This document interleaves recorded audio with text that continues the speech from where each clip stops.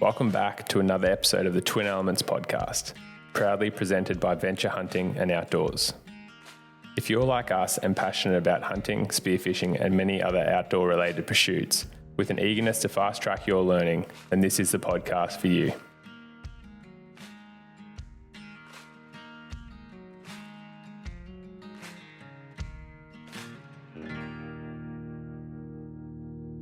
Welcome back, legends, to another episode of the Twin Elements podcast. Today, you've got Ayden and James Doumtsis as your hosts, and we're going to be doing a deep dive into all the gear that we're going to be using in Montana. So as you're listening to this, Ayden and I are already over there, hopefully getting amongst a few pronghorn, elk, and mule deer, and we just wanted to share with you all the gear that we're using. So we're going to be talking about our new hoyt bows and their setups.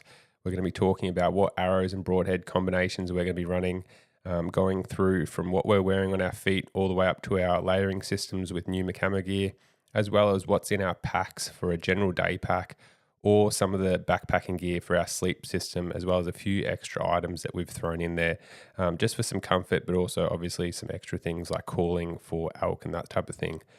We'll also be answering one of our frequently asked questions from one of you listeners, which we do on every podcast. So if you guys have a question you'd like us to answer on the podcast, please send us an email at info@twinelements.com.au with the subject line FAQ, or equally, you can send us a message on Instagram at one of the following accounts: Twin Elements, Ayden Doumtsis Outdoors, or James Doumtsis Outdoors, and we will answer that on a future podcast. So let's dive into that backpack and we'll let you know what gear we use.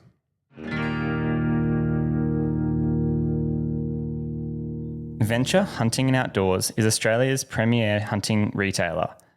Venture started from a team of passionate hunters with the mission to give Australian hunters the resource they deserve.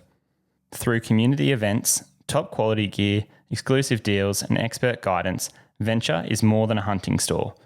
It's a community. Check out their incredible mega store in Brisbane today, or head to their website to shop all things hunting and outdoors. So one of the most exciting changes ahead of this USA trip is James and I both have a new set of hoyt bow hunting or archery bows, which is absolutely amazing. Both of us are shooting up around that 80 pounds, which is a bit of an increase compared to what we're used to. But with the better let off, smoother cams and all that type of stuff on these hoyt carbon RX9s, it's absolutely awesome to be able to pull these bows back, sit pretty comfortably, and then be able to send an arrow down range and just watch how zippy they are. So I'm running just the regular hoyt carbon RX9, whilst James with the bigger draw length is running the Ultra. So that's pretty much the only real difference between our setups.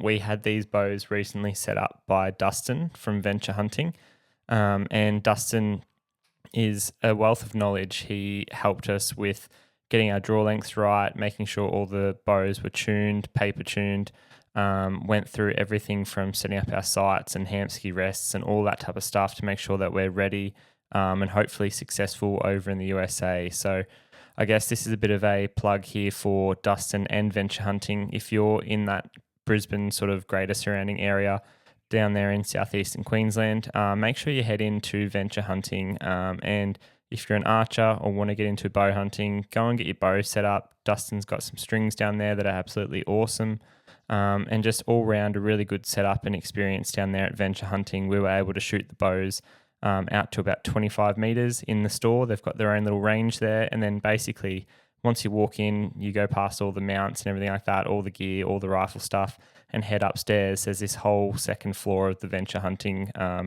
Springwood store, and basically from there it's just an archer or bow hunter's dream, where there's just got gear, everything from sights, stabilizers, all the way through to shafts and things like that there in the store for you to check out.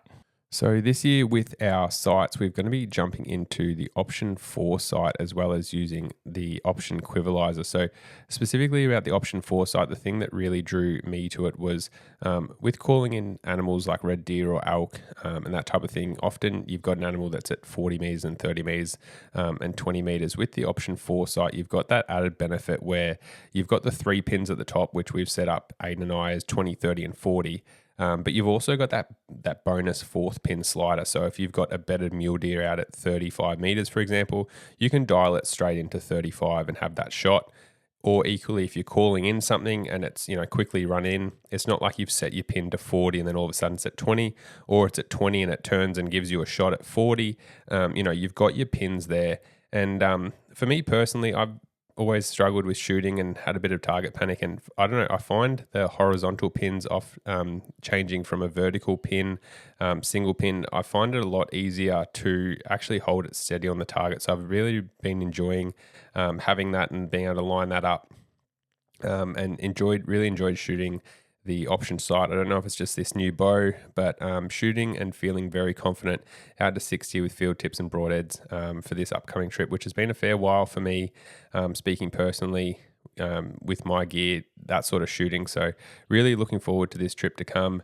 We've also got the Hamsky rest there. Ayden and I have also been running that for a couple of years now. I think they're just a very well-designed rest. That's the Epsilon. The main thing I like is sort of the 360 dome or covering where the arrow can't fall out, as well as the rest design where it's very hard for it to fall off the rest, and just feel very secure and confident, knowing that you're going to throw that arrow in there and going to be able to sort of run and gun, do your spot and stalk, and not be worried about the arrow not only falling out for one, but also just falling off the rest itself. It's just such a distant thought now, and it's come a long way since those rests that we used a couple of years ago, where you're constantly having to almost hold the arrow on the rest, and be concerned when you should be looking at whatever you're stalking or anticipating their next move or planning your next move.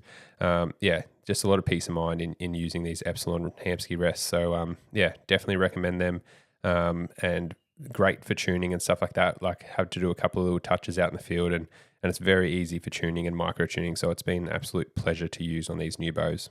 I guess it's worth also mentioning that we haven't necessarily swapped from Hoyt or back and forth with any other brands.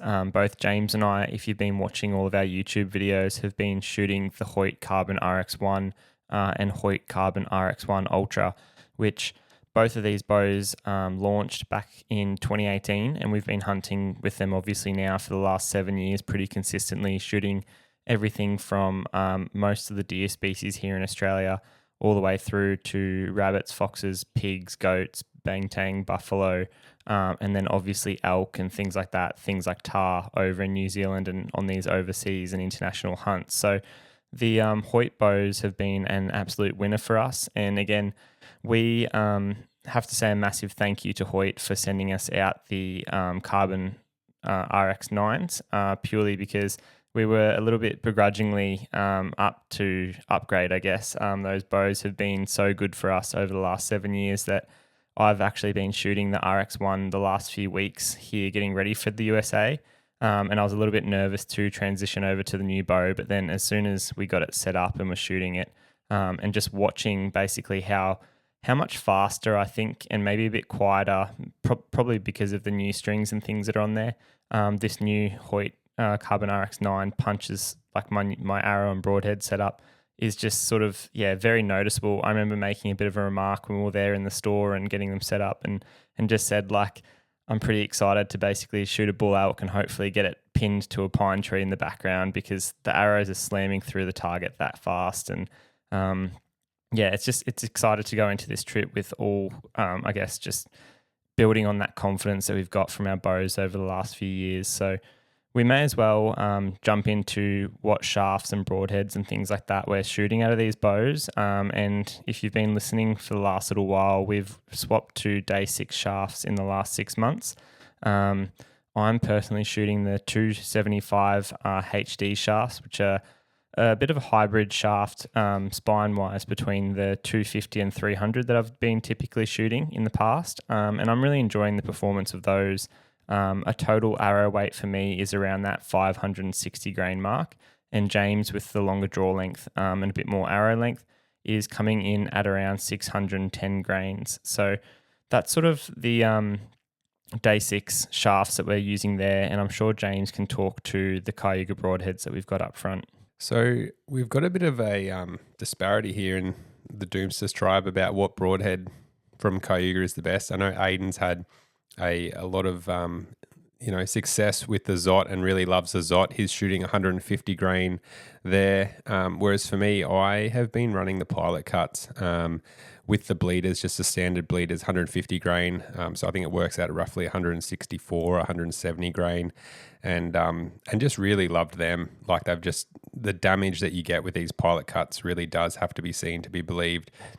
It really is like no other broadhead I've ever used before. And at 610 grain, it is a little bit heavier, but interestingly enough, like what Ayden was saying, with these new Hoyt bows, like we're making jokes in the shop, like they hit like Thor's hammer, like these things. 610 grain. I think mine was spitting arrows out at 268 feet per second. Just and absolutely smoking the target. Like I was lucky enough to be in Sydney a couple of weeks ago and did the St. Mary's indoor shoot.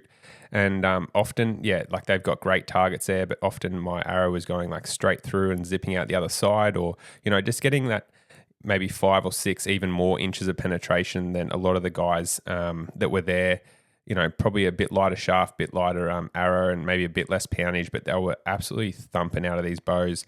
And similar to Ayden, like very excited to go and hopefully shoot a couple of critters with them and just see what the damage does, especially with that big pilot cut up front with the bleeders. I think it's going to be an absolutely awesome hole, and very excited to put all this gear through the test.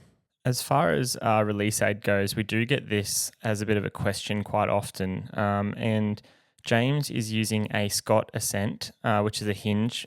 He's cut it down to one finger. I guess he can actually talk to that here in a second, just as to why he's gone and done that. And then I'm actually shooting a Carter Evolution thumb release. And for me personally, the biggest reason why I did that was I was just having a little bit of, I guess, issues with target panic a couple of years ago. Just shooting and growing up with, those pretty much what we call trigger releases, where it's strapped around your wrist and then it comes off a main little bit of a bar, and there's this almost like a rifle trigger coming out horizontally. We'd always shot them. I'd shot them for quite a while, purely just because you could always get a shot away as needed, and you didn't have to go through a particularly like a draw cycle and then a shot sequence and things like that. And just for hunting, I really, really like them. And I think if I hadn't have developed a bit of target panic, I'd still probably be shooting it. But then for whatever reason, got this Carter Evolution thumb release, and I just found that you still can squeeze off the shot as you want, because for me it's as simple as just removing my thumb from the button. But as long as I'm holding that down, there's no way that it's going to go off. And I find that by being able to just hold it down and kind of pull back and keep pulling back through my back muscles, eventually my wrist and my thumb is sort of squeezing so far backwards that my thumb almost just wants to like slide off very gently off that release. And I find that when I get to that point, and in the same time I'm simultaneously, I guess, holding my pin on wherever I want it to hit, and it's just you're focusing basically on where you want that pin to hit, knowing that in any second your thumb's going to give, and then you're basically going to be sending an arrow on its way. And for me, that's just resulted in tighter groups. And as James was saying at the start of the show, like we've been shooting out to 60 meters every day for the last couple of weeks, and I've never had as good shooting and groups with broadheads and field points, and everything just feels super locked in at the moment, which is really nice, especially coming from me where, when I sort of stopped shooting target as much, just because for whatever reason my body, once I got that pin anywhere near the dot, or it didn't matter if it was a big paper plate on a hay bale, as soon as there was some sort of perceived target that I had to shoot and that pin was floating anywhere near it, I'd just punch the shot. And it's been really nice to actually get away from that. And I credit this little Carter Evolution and switching up to the thumb release as a big part of that for me. Yeah, very similar to Ayden. The one finger cut down Scott Ascent for me has been pretty much just due to my my target panic that I probably had. Like I've been using a hinge now for 6 years off a recommendation of good friend Brad Murphy, who I'm sure a lot of you guys are familiar with. And that is purely just because I had, really bad target panic with the trigger release. Cost me a couple of animals at very close quarters due to probably shit technique as well, to be honest. But just having that one finger sort of cut down, it does really limit the amount of sort of like much you can just shoot and, roll that hinge out and just get a shot away. Like with the one finger, you do have a lot of sort of fine control. And it's just interesting. Like there's been so many guys that I know in the bow hunting community that, they're like, oh, you hunt with a hinge. And this has been going for a couple of years now. And it's crazy now to see how much the hinge has almost become almost fashionable, I'd say, with just the sort of the recognition of how many people struggle with target panic, especially with the trigger release. And how many of these guys, 4 or 5 years ago, were like, oh, you hunt with a hinge. And, now these guys are following suit and doing similar and also hunting with a hinge. Most of the guys I know at least train with a hinge or a back tension or that type of thing. And then a few of them go back and hunt with a trigger style release. But yeah, a lot of them are just hunting with a hinge too. And I think it is, if you're struggling with target panic, definitely a recommendation. Like go and get one, punch yourself in the face a couple of times first. Bit of a good wake up call there, and then figure out how to use it properly. And it does for me really help and tighten up my shooting. I can't think of how many times, I've been like, often you're like floating, and obviously it's not like, it's a bit of a surprise release every time. And how many times you're sort of floating on and off the target and stuff, and then it goes off, and you swear that you're like 5 inches or something, or 4 inches at 60 meters off, and and then you actually look and you're like, oh no, it was bang on. Like, so it's one of these weird things that just, for peace of mind and sort of your mental thought process, I guess, going into shooting and stuff, it changed everything for me.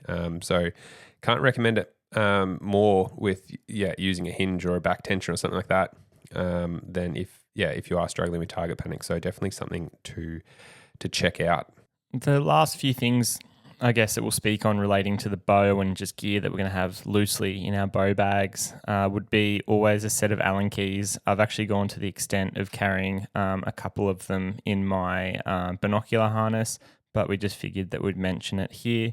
Things like bow wax, just keeping the bow well maintained and looked after on these big trips, just because we're going to be out in the middle of nowhere, no shops or anything like that nearby, and that sort of, I guess, brings us to having, we've got new strings on the bows that aren't factory from Hoyt, but we're going to take the spare strings and peeps and all that type of stuff in case something does go wrong and we can find a bow press somewhere over in America and get that all done. The next thing to hopefully obviously avoid, needing a spare string and getting one cut would be a bowstring protector. We've just got one that, has little fiber sort of padded areas over the cams, and then a nice stretchy sort of fabric that protects those strings with little clips. And basically, not that you want to be, sitting anything sharp or broadheads or arrows or anything like that in the same vicinity of your bow or your strings, but it just, does mean that you can sort of, if the bow's ever on the backpack, you can have it strapped on with the string protector, and it makes a huge difference. And then just little things, mundane things like sight tapes for the option sights and whatever else you may need. Cayuga broadheads. Where do I begin?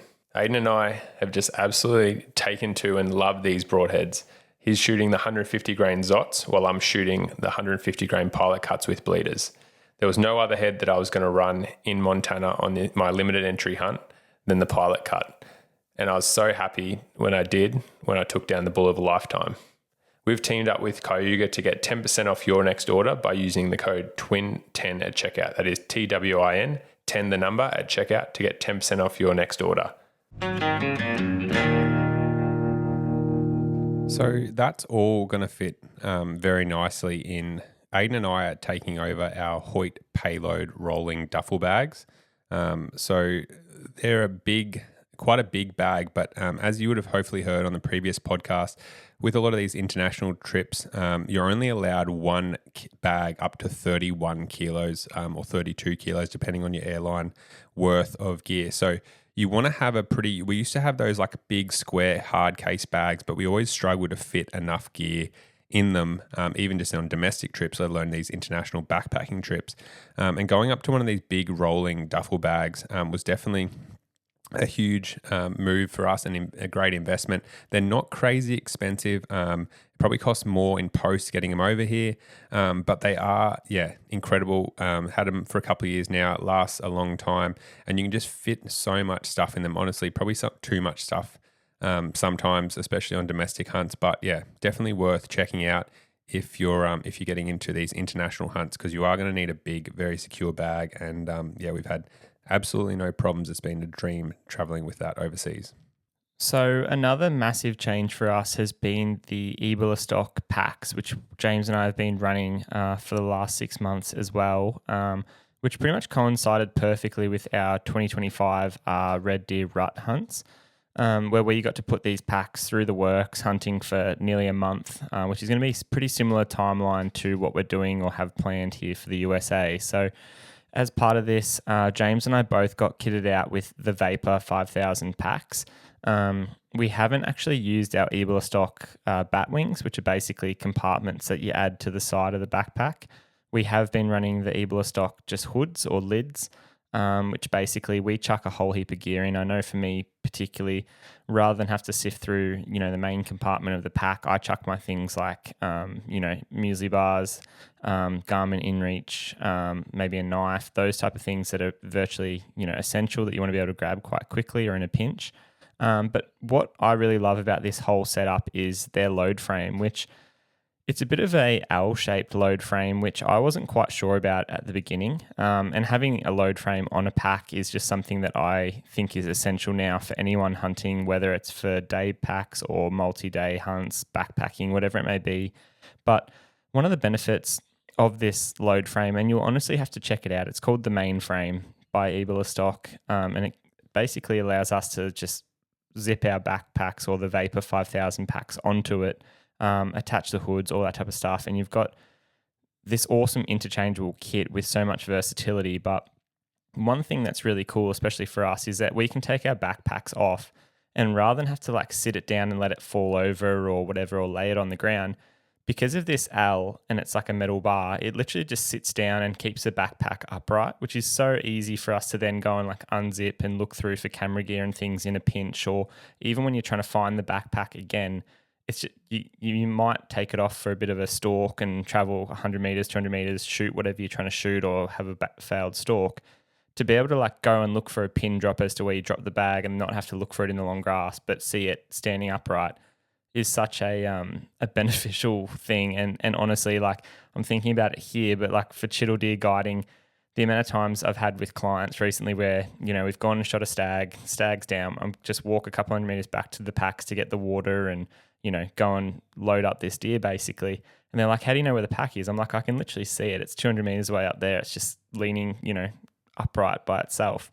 And one of the other things that I really like about the load frame that I'm sure we'll get into here when we talk about, some of its benefits, is with that L that comes off the bottom there, that even if, you haven't strapped it down perfectly, it just takes away any margin for error and removes anything from, slipping down, I guess, is because it's got that L which acts as a bit of a safety net underneath where you basically put the quarter or a hind leg or something like that. And just having that, they're super easy to clean.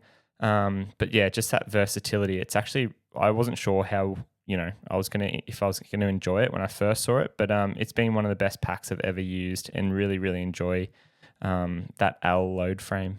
Yeah, I'm not going to lie. When I first saw that L, I was a bit skeptical. And honestly, it's probably the best feature I've ever used in a backpack. It blows your mind, how simple it is, even just packing for a hunt, or like Ayden was saying, you just take it off and it sits there. I'm looking in the corner of the room now and it's currently sitting there looking at us. And it makes everything so much easier. So that's definitely a huge feature. Another one with the previous backpacks I've had, backpacking backpacks, I think this Ebola stock for me is the most versatile backpack I've ever used in terms of clip design and also design of getting the bag off the frame.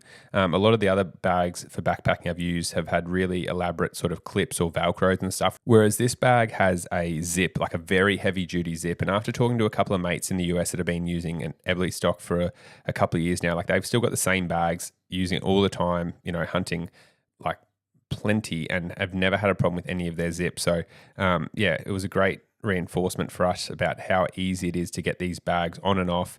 And it just makes it so much easier. I'd use the main compartment a lot more and just dump a couple of back legs and back straps. a bit of ribs and stuff like that into the main bag, just because it took so long to get the actual bag off the mainframe. Whereas because it's so easy, and then you're just looking at doing a couple of clips up, the meat can't sag, like what Ayden was saying, because of the L shape. You pretty much just throw it in there, do 4 or 5 clips up, cinch it down tight, and you're away. Whereas previously you had to sort of chuck the meat in the main bag because you were too lazy, and then your bag gets bloody and you got to wash it and so on and so forth. Whereas just with the clip design and the easy zip on zip off for the bag, it's been absolutely a game changer for us. And I actually really like the straps at the front too for just tightening it up on your hip. A lot of the bags have it where you're sort of tightening away from yourself. And it's a bit awkward. You can't really like cinch it down super tight. Whereas, with these ones, they're almost like the inverse, and it's just made it really easy to get that pack, the waist belt, like really cinched down on your hips. And especially if you're carrying out a heavy load, like we had a fair few trips, carrying out red deer hindquarters and carrying out front legs and that type of stuff. Skulls during the rut, and it was an absolute dream. So really, really, really enjoying using that 5,000 Vapor with that L-shaped pack. It's been awesome for heavy loads as well as just training for this trip. And there's a lot of features on it that just make it, like, you can tell there's been a lot of design go into it to make it as practical as possible. I think that's partly where I've been really impressed as well, is just how easy it is to, remove the Vapor 5000 pack and all the hood and the bat wings and everything from the actual load frame itself. I'll literally go from my house here, 5-10 minutes down the road, go into the gym, and on that main frame itself, just chuck it on, and I'll attach, 20 kilos, 25 kilos of weights, literally in the form of just big round plates. Go through 2 of those little holes on the weights with 1 or 2 straps, and know that it's cinched down. It's not slipping at all. It's not going to fall off as I'm doing the Stairmaster and cause damage to me, someone else, or, the gym facilities. And I have people looking at me going like, shit, what's that backpack? Looking at me going, there's weight vests over there. And I just say, yeah, but it's so easy. I can literally just clip 25 kilos on with two straps and get walking. And obviously do that for 25 minutes, half an hour, whatever it may be. And get ready for this USA trip. So that's been absolutely awesome. And then come time for me to do, a guided hunt later that week, I can be training that morning, literally go home with 2 zips and 2 little tiny clips, have my backpack fully set up, ready to go with, the lid and everything back on it. So super easy, super versatile, and absolutely, loving this Ebola stock setup personally. Now, jumping directly into those fantastic backpacks, I think it's pretty important to talk about safety first. So Ayden and I both carry first aid kits, especially with tourniquets in them.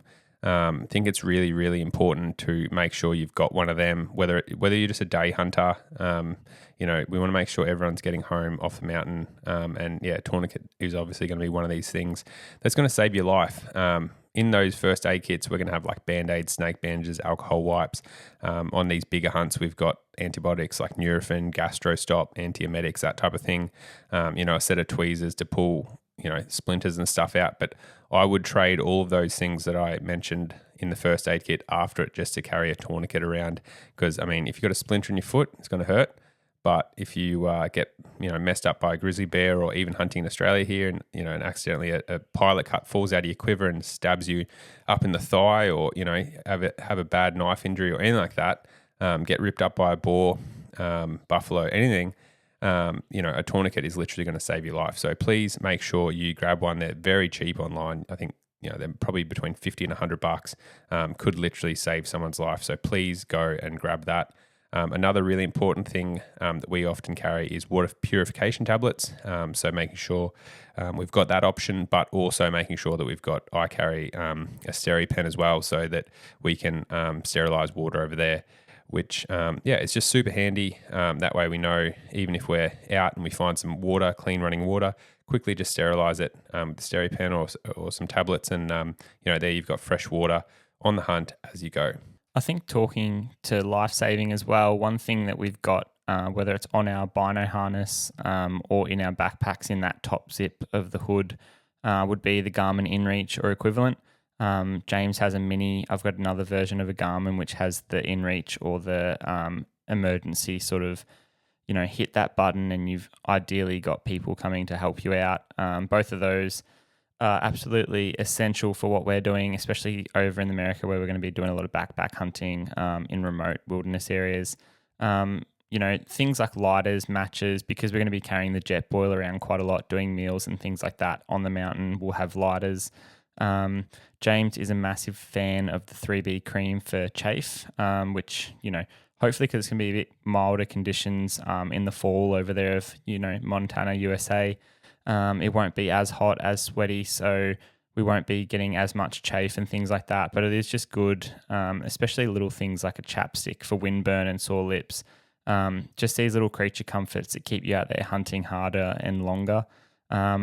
Insect repellent is something that we normally have in the pack. I'm not exactly sure what bugs and things like that we're going to have over in the USA.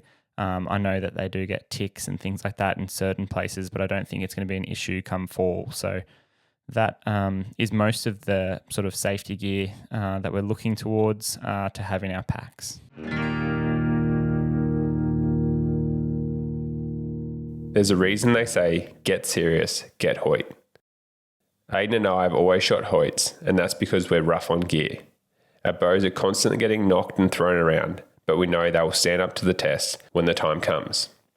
Hoyt has created the lightest, best performing carbon bows on the market. While some people change their bows like the season, I've had my old girl since 2019 and she's still performing flawlessly.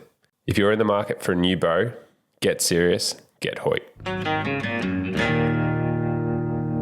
The next category we've got is headlamps. So Ayden and I both run the LED lenses, but there's plenty of other fantastic headlamp brands as well.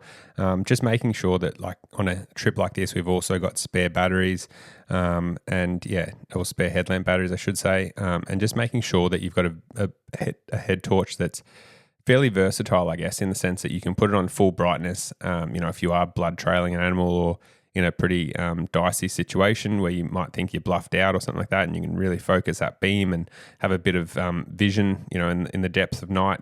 Or equally, if you just need something for a camp torch for a couple of weeks and just let it sort of last forever essentially. So I'm not sure on the exact one, but I know that it does last. I think it's about 80 or 100 hours on its low setting, which is like a camp torch essentially, or I think it's lasts 15 hours on its highest setting at full ball. So something that's just important to really consider, especially on these extended trips, and making sure sometimes it's even worth just carrying a backup, because one of these things that if you're blood trailing in the middle of the night, especially after these big animals, you really do want to make sure that you've got enough light to light your way and hopefully find whatever you're looking for, or get out of a situation and find camp. The next thing that we're going to be relying on quite a bit is actually our hydration bladders. So Ebola stock make a 3 litre variant, but obviously when it does get warmer in September, you're going to be wanting to drink more than 3 litres, especially when we're going to be using water for like dehydrated meals and things like that. So that's why we also carry a Nalgene bottle. With that, in regards to that, we always have the wide brim version, which basically has like an inch or more hole diameter at the top. You can get some with like a small neck that you can drink out of a little bit easier. But as far as collecting water goes, and then being able to add supplements and hydration stuff to that Nalgene, it just makes it a whole lot more difficult trying to fit it all through a small little hole. So that's why we've sort of gone and got the wide brim version. It's mainly for collecting water from creeks and streams and things like that, whether it's in the USA or New Zealand.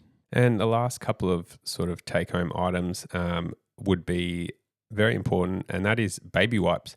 So not only good for just having a sort of a shower, I guess, if you're really desperate, but just, obviously a very high necessity when you need to go after having that first dog and gun on the mountain and you're running for the woods. So obviously, whether you're in Australia or New Zealand, Europe, anywhere, just be diligent and either bury your wipes or take them out with you.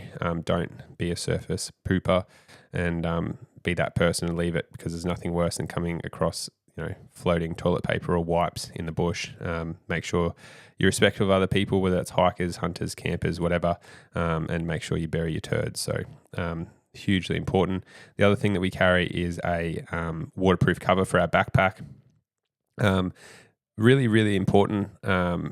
We've been doing it for ages now, and it's just one of these things that, especially if we got really expensive gear like optics, spotting scopes, and obviously the camera gear, as well as a heap of other electronics, your phones and chargers and all that type of stuff. If it's a backpack hunt especially, you just want to have that extra little bit of cover, and it is pretty nice just getting it out and quickly whipping it on. And then it's obviously you get wet, but depending if you don't have your waterproofs with you or whatever. But yeah, it's just nice keeping everything in your bag nice and dry. So a little extra additive there, but definitely think it's worth the weight and the size in your backpack to keep everything dry.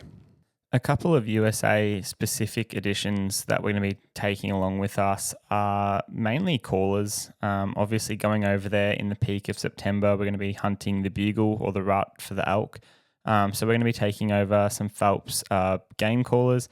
Mainly the bugle tube. We'll only take one of these between the two of us. Again, just because one of us is going to be hunting at one time and the other person will be filming. We'll probably each carry multiple Phelps diaphragm calls, which we've actually grabbed from Venture Hunting and Outdoors, who are stocking them. And we grabbed them a little while ago and have been using them pretty religiously at home to the expense of our spouses. You basically just want to be using them before the trip, one, to get, a few reps in and practice and make sure you're sounding half realistic, like an estrus cow. But two, just to actually work that latex and sort of break down the call a little bit to the point where it's more malleable, it's going to sound right, and it's now sort of broken in and ready for the hunt. So we've been doing that for the last couple of weeks. As I said, I like to carry one nearly half in my mouth for most of the hunt, the other one in a pocket somewhere on the binocular harness where it's easily accessible for a calling situation. And as I said, both James and I will have one pretty much at all times as well. Even if someone's the camera person, they're often the ones that are maybe pulling up the deer or calling, to that elk to try and get him to come in another 5 yards if we're slightly split up and things like that. Another one, which is sort of falls into that safety category, but is definitely USA specific, would be bear spray. It's something that, going back to our previous Montana hunts, we carried with us every single day, except for the one time that we should have had it mostly, which is when, we actually took our binocular harness off to pack out our big bull that James shot and kind of went, oh shit, we don't actually have our bear spray. So that was just a bit of an ignorance and a due diligence sort of thing. But bear spray is something that we'll still take with us on all these hunts. The last thing, I guess that is a bit of a USA specific addition, would be our new Agali trekking poles. We've got them in the carbon version or variation just because they're a little bit lighter, but they don't really sacrifice any strength, which is going to be great for us for our backpacking. And another added benefit of this is that they actually make up, I guess, our tent pole. If you imagine the central tent pole, with our Agali sleep systems that we're going to be running, and we will touch on here in a second when we get to the backpacking component. One little additive that we didn't sort of know where to put it was our spotting scope. So we've got we're running a Leopold 20 to 60 spotting scope. Gone a little bit heavier because we're going to be planning on hunting probably mainly as day hunts and a fair bit more open country where we potentially be looking out to 3, 4, 5, 6, 7, 8 kilometers away, and just being able to identify, is that a creature or animal that we want to go and chase. So Ayden and I, both obviously just with the general tags, we're not expecting or hoping to shoot giants, but also being realistic with having 6 tags between us, and between filming as well as hunting obviously cuts down the time considerably. So yeah, the spotting scope is going to be for identifying animals, but just making sure it's something we want to chase, especially if it's a couple of miles away. And using a mag view adapter certainly helps with that, not only for us as well, where we can actually film through that to our phones, which is going to enable us to be able to use some of that footage in the videos that you guys are going to see, but also just for identifying and recognizing a potential animal, whether it be a buck or a bull, and be able to identify him in the future. It's great rather than being like, oh yeah, I remember his like G4 was a little bit longer on that side. It's so much easier just having that record.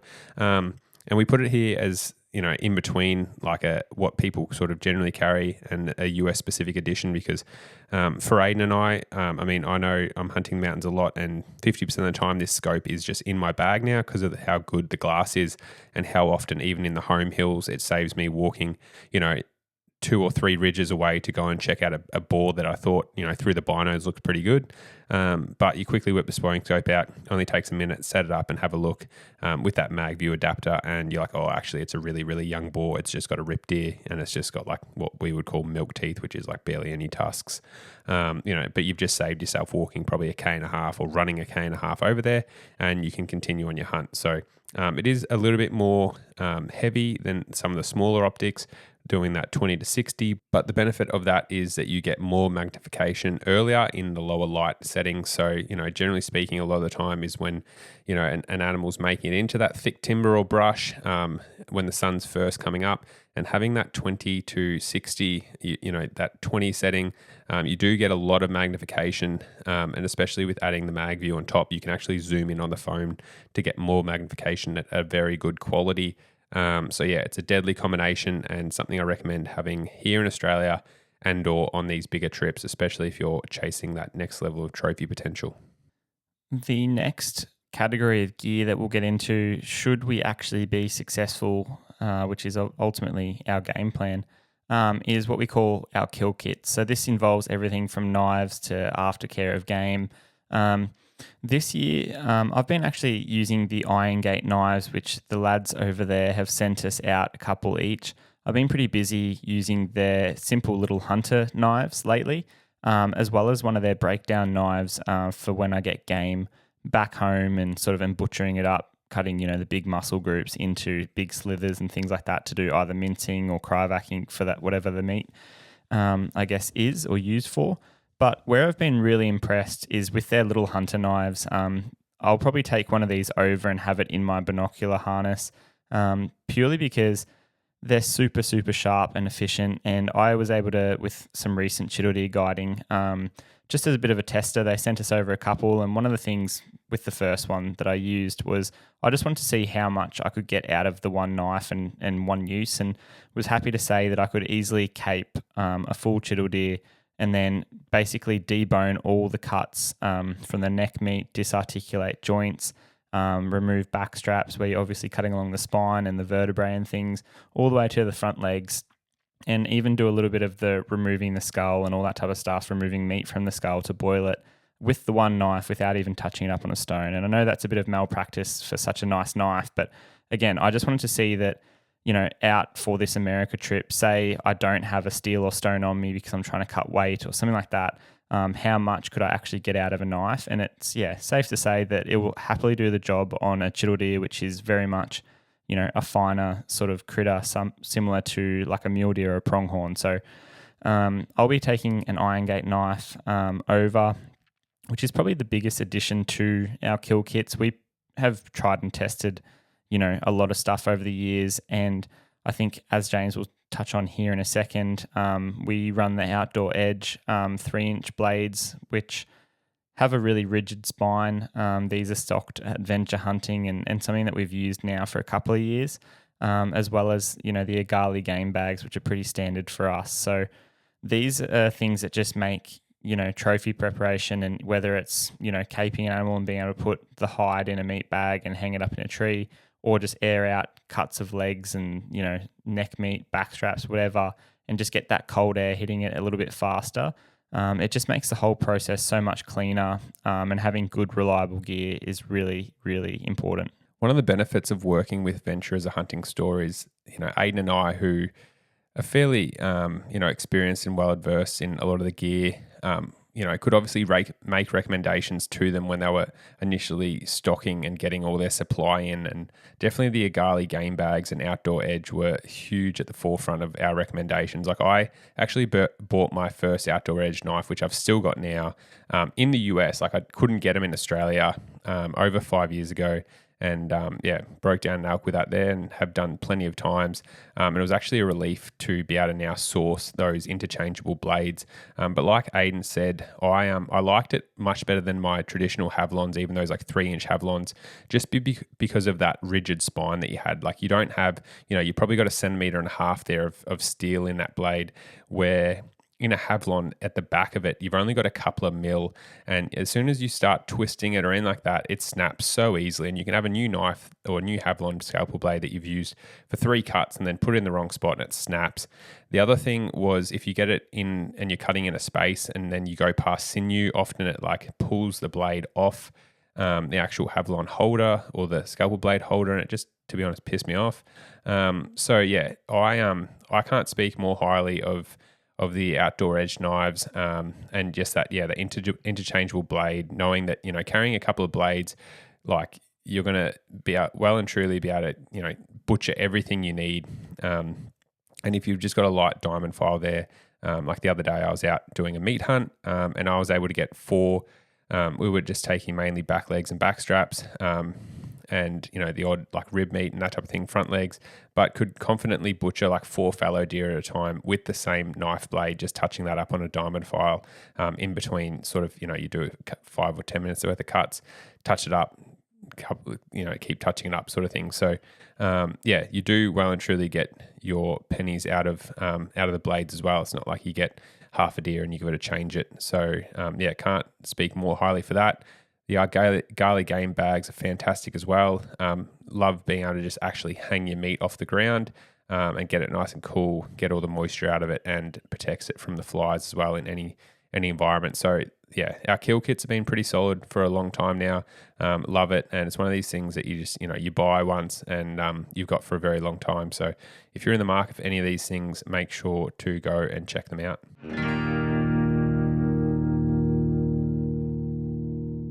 Embark on an unforgettable journey with our fully guided Chiddle Deer hunts, catering to both rifle and bow hunters. Spotted Safaris is conducted in the heart of the Basalt Wall region, North Queensland, Australia. We specialise in catering to all experience and fitness levels of our clients, providing trophy stag chiddle hunts as well as beginner focus adventures and meat hunts. With over 15 years bow hunting chiddle deer, our guides know these animals and the grounds they hunt like the back of their hands. With chances at a mature basalt boar as a bycatch and some spectacular wildlife viewing, there really is something for everyone at Spotted Safaris. Inquire today by emailing spottedsafaris@hotmail.com or simply send them a DM on their socials. Another feature that's definitely worth mentioning, and we were actually umming and ahhing whether to take it with us, as we've only used it a couple of times, but I guess due to its use, and especially through some of the testing that we've been able to do on it recently, the walk and stalk game bars, they essentially are called, the Lift Your Game system by Walk and Stalk. These carbon, basically multi-use. I think they say that there's 7 functions in the one bar, so you can use it as a bit of a trekking pole, as a spotting pole, as a rest. Especially, that's what I really liked about using it with Spotted Safaris with clients that primarily use rifles, was being able to just screw the adapter off the end of this, long carbon pole that's fully extendable from about 50 centimeters to, I think it's 1.7 meters in length is how high it can go at its highest. Being able to just simply basically unscrew the top of it off, and add basically a bit of a wide tip, similar to what you see in most of your classical gun rests, was absolutely awesome for being able to shoot chiddle deer in the long grass when we couldn't get to a tree or a termite mound or whatever it may have been. So that's where, if you're a rifle hunter, this is something to definitely look at just for its versatility.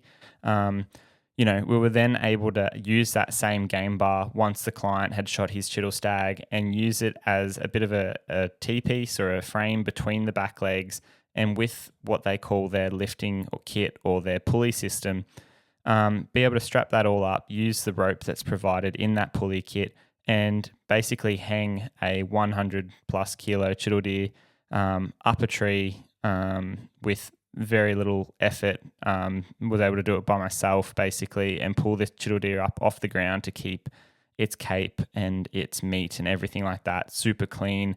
Was able to drop the guts and then remove that from the site. but all out in the field. And I think that whole package comes in at about 1 kilo, packed, and that's including the game bar as well as the 300 gram lift kit or pulley system. So it's all super light, super versatile. And I think James and I after testing it on the Chiddle deer, came to a bit of a conclusion where we've got 4 tags on these smaller to mid-sized game animals, and we're just thinking that, if we can get a whole mule deer up off the ground, or a pronghorn up off the ground, it's going to be so beneficial for us, delivering clean meat to our friends over there in the USA and just breaking it down really efficiently and cleanly. So we're going to be taking those over there, or at least one between us. And again, for less than 1 kilo, it's so easy to pack and just add to that kill kit that we've actually got and been refining for many, many years now. We're now going to jump into our camera gear, which we're probably doing more out of just a curiosity basis for you guys, and probably also more to highlight how much we, extra crap we carry for you guys to try and, showcase our films and that sort of thing. So what we've got is a Monfrotto tripod. I think that weighs in at about 2.8 kilos. We've also got a lightweight Leopold optics tripod, which is what the spotting scope's going to be on. So that's obviously not necessarily an addition, but we will be using it at night to do time lapses and that sort of thing.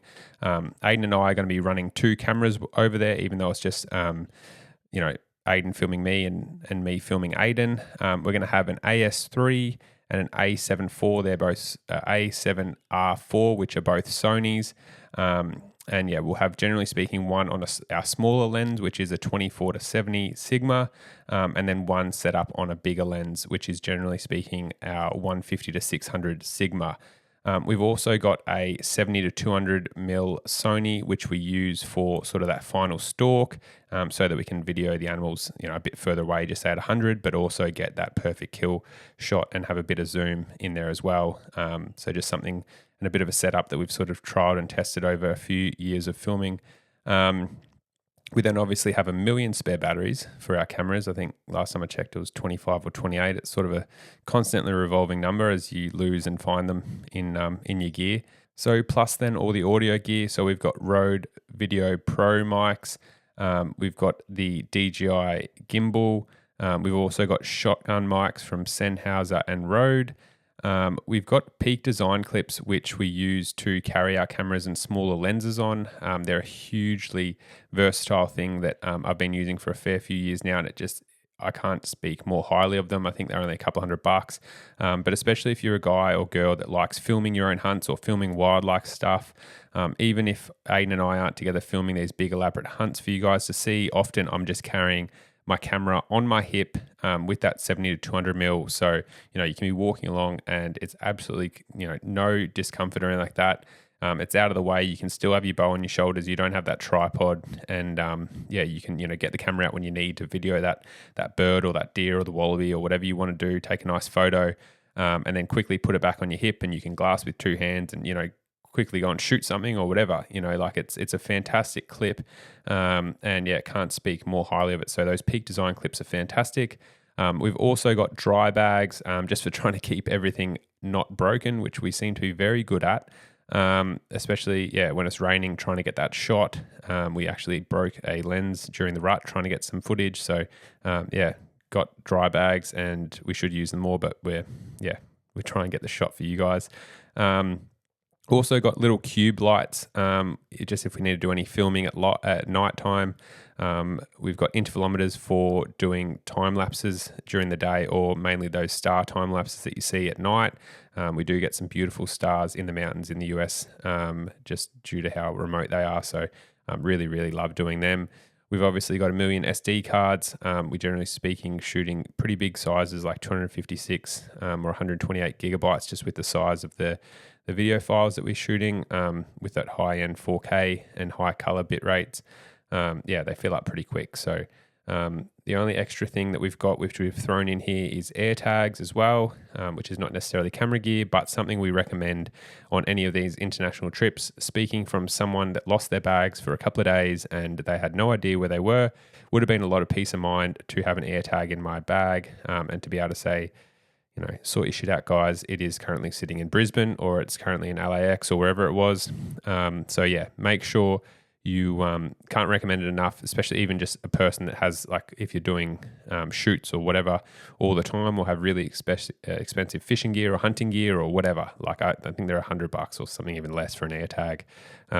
Yeah, definitely get one for peace of mind. So Ayden and I will both have one in our backpacks. So that covers off a lot of the camera gear. Couldn't even tell you how much it weighs. Yeah, it doesn't really matter to us. We do it because we love it, and really want to share that story with you guys. So obviously a lot of extra weight there than what you'd need for a traditional backpack hunt or even day hunt. But yeah, it gives you a rough idea of all the extra gear. You will note that I didn't say that we're not taking a drone. Just for a couple of reasons. So firstly, we'd need a fair bit of additional licensing. But to be honest, the main one is you can't fly a drone on the same day that you're hunting. And having 6 tags, it's just a bit of a conflict of interest and is going to make it very difficult to prove that we used the drone on days that we weren't hunting. And yeah, we just didn't want to have that like grey area, I guess, where people would be like, oh, you use the drone for hunting. As someone would do. So yeah, we've just decided not to take it. And obviously, to be honest, I think it's about 3 kilos with all the batteries and stuff like that. So a fair bit of weight and size in carrying it as well. So there was a bit of that in the decision with limited weight and only a bag going over there. So no drone this time, but should be able to get plenty of beautiful landscape shots with the wide angle lenses. The next thing that is a bit of an additive to this hunt compared to sort of our normal day hunts is obviously going to be the sleeping gear for our backcountry sort of style hunts. So the main 2 brands that we've gone and used, mainly due to their lightweight nature as well as their credibility, would be Agali and Cedar Summit. So as you'll hear here in a second, we have quite the collection of gear. Starting with our tents, we're running the Agali Rhinecon 2x1 person tent, which James and I are both going to snuggle into. And that comes in at about 544 grams. And basically I believe it's a 3 out of 4 season tent. So it's going to stand up to pretty much everything we need for it to do in the US for this trip. It's also super light, which is basically what we're going for here. And as we said earlier, it runs off a central trekking pole, setup, which is why we're running the Agali Carbon X trekking poles. One, just because over in the US, if we come up with mountains or carting out, an elk quarter, just having that stability of being able to run 2 trekking poles and navigate some of that terrain is going to be really beneficial, but also then being able to use the single trekking pole at night to sort of keep the tent up is going to be great. And those trekking poles, being carbon, are quite light at about 400 grams as well. We have another add-on there, which we're not sure if we're going to take, but it's worth mentioning because we'll definitely use it in future setups here. Whether it's over the Red Deer Roar or hunting sambar up in the Alpine country, where it's probably more likely to snow and have rain and all that type of stuff. But the Agali Talus tarp, which comes in at about 400 grams, and that's just going to be something else that we can add to this system to just make it a bit more rigid, as well as if absolutely essential. Not that we necessarily need it now because we've got our kill kits pretty much all dialed with the game bar and the game bags and everything like that. But you can, if working with bigger animals and wanting to spread out meat and stuff like that and just be a bit cleaner, you can use that tarp there and just have added function. I know in New Zealand in the past, we've used, tarps that are similar to this as something to just make a bit of a shelter when away from our sleeping gear.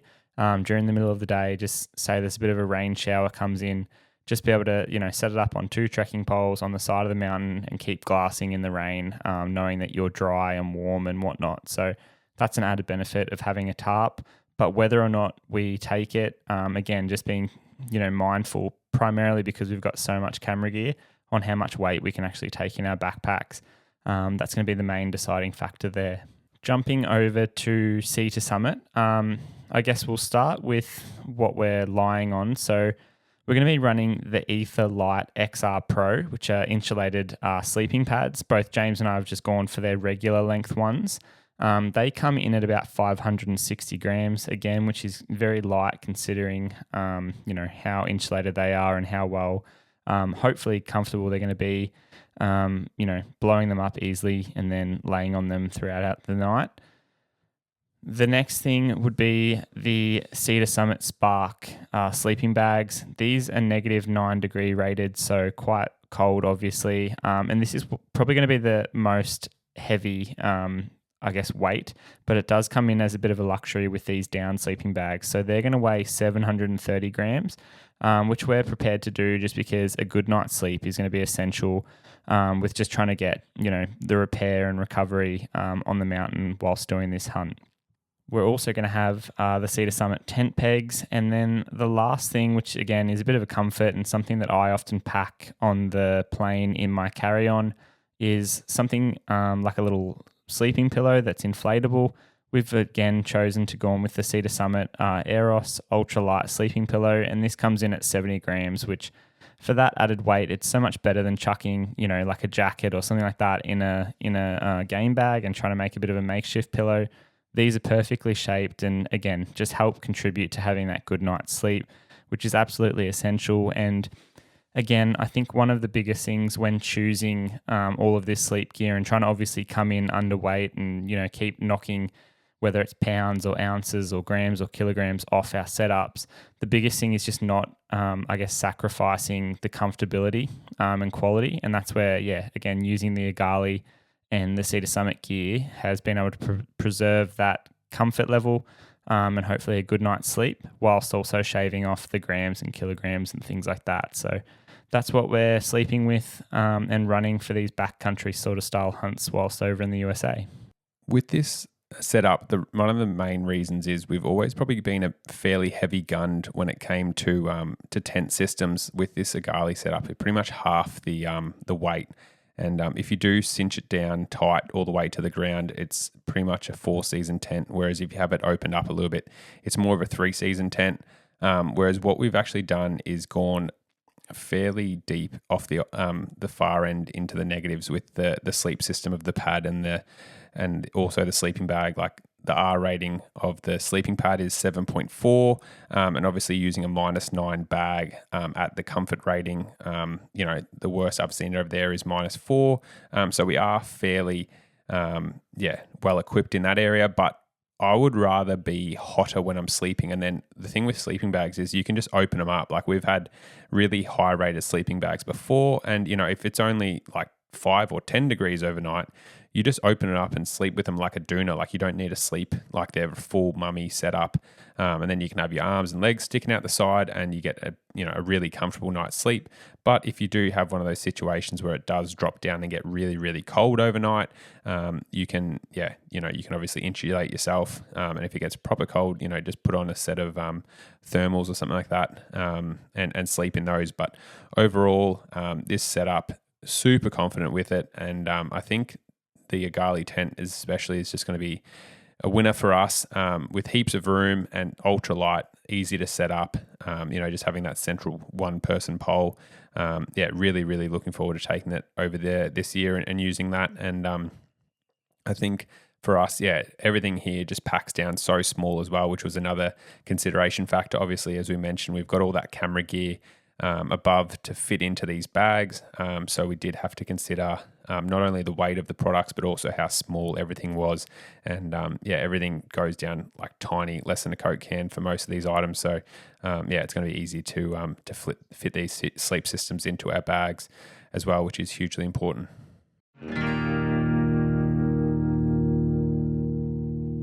We all know that when it comes to great tasting coffee in the outdoors, you look no further than Dog and Gun Coffee.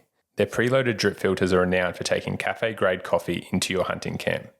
But your favourite flavours can also be enjoyed at home with their whole bean variety. Use code TWIN10, that is TWIN, 10 the number, to get $10 off your first order.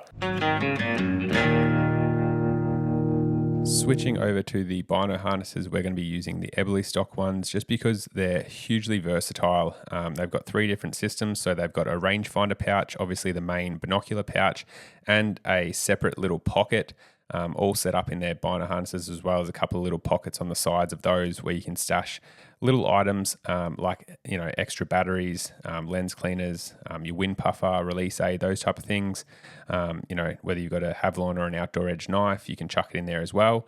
In terms of optics, we're going to be running the Leopold Santiums 10x50s. We just like that bigger view, especially hunting in the mountains. It helps with just spotting. It's incredible how many extra game you spot just on the periphery that you'd probably miss with a set of 10x42s. They are slightly heavier, but I, to be honest, like the feel of them in my hands. They are just a little bit bigger and they just sit quite nicely. We're going to be running a Leopold rangefinder, which has angle compensation, which is hugely important for when you're hunting in the mountains. Can't recommend that more to all the bow hunters out there. It's a must-have. Getting a rangefinder that has that, because you're going to stuff up plenty of shots if you don't. What we're going to do is set up one bino harness as sort of the hunting bino harness with everything I've mentioned. So the optics, plus obviously, probably a knife, wind puffer, release aid, maybe a couple of spare batteries and a head torch and diaphragm calls. And then we're going to have a second one set up as the filming bino harness, I guess, which is going to have mainly more batteries, lens cleaners, still going to have head torches, wind puffers, and probably a knife, but just won't have optics in there, won't have a rangefinder. And that's just so when we're filming with two cameras, you can essentially stash one as a big pocket in the front of you and put the B-roll camera, the smaller lens camera into your bino harness, and be able to use the bigger lenses and have a set of hands there. So that's just a setup we've adopted to be able to film with two cameras when we've only got one person doing multiple jobs. Having that Eberly stock bino harness just helps with that, because it's got a nice pocket there for the binos that just fits the camera in there perfectly. The reason we specifically like that as well is because it hasn't got the magnetic clip, which is hugely important, because I can't tell you how many people I've guided and in the final moment of the stalk, their bino harness seems to find that magnet and just go dook. And obviously it makes quite a lot of noise. I can't really fault their bino harness in any way. It's been absolutely perfect. So really enjoyed that, but that gives you a rundown of what we're using in our bino harnesses. I think for me, we definitely perfected that, bino harness compatibility, where the hunter had one set up and then the other person who was filming had the second set up. And I think I can probably hear a few of you guys that are listening here saying, why wouldn't you carry a second pair of binos for glassing and all that type of stuff? And honestly, it just comes down to trusting James or myself when we are the one in charge doing the hunting and the stalking and whatnot. And I guess each of us both, I'd say, have probably better vision comparatively to most of the population, just through guiding and, obviously hunting a lot. I think we don't really miss too much. And even with the naked eye, it's amazing when you're honed into your environment, you can pick up and then just say, hey, can you just check that? And again, through hunting for years and years together, it's not a long process for me to say, yep, just by that tree or that object, if you go 10 paces to the right near that tree, that's where it was, where I saw something move. Can you just check that? It looked like an ear flick. It's that whole process takes seconds for us rather than minutes. So it's not something that we find, or that I find, that we miss out on by having two sets of binos. But just by actually being diligent enough to not carry a second set of binos, I think we capture so much more footage, which I've really noticed in a lot of these later films that we've been doing over the last sort of 6 months to a year. And I think the experience of that is so much better for you, because I think we fell into the trap of, we both are so goal driven and want to obviously get it done on the animal, that, if we're both sitting there looking for elk on the mountain, one person's not filming.